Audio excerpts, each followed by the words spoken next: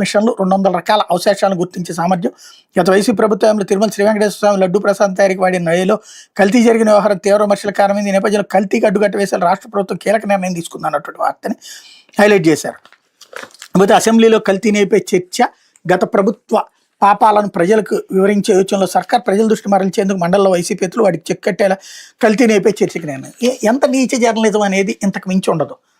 అసెంబ్లీలో వైసీపీ వాళ్ళు రారు కాబట్టి అక్కడ చర్చిస్తారు.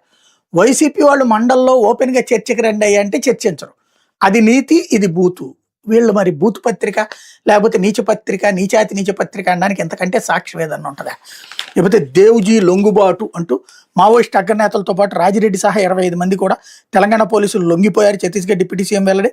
నేడు రేపు తెలంగాణ పోలీసుల ప్రకటన. సీఎం రేవంత్ సమక్షంలో లొంగుబాటు చూపే అవకాశం అన్నటువంటి వార్తని హైలైట్ చేశారంటే ఛత్తీస్గఢ్ నుంచి జాగ్రత్తగా ఇటు తీసుకొస్తున్నారు. ఛత్తీస్గఢ్ ఉన్నోళ్ళు ఛత్తీస్గఢ్లో లొంగిపోకుండా ఇక్కడికి వస్తున్నారంటేనే సీన్ అర్థం చేసుకుని దీని వెనకాల ఏం జరుగుతుందని. లేకపోతే వాణిజ్య ఒప్పంద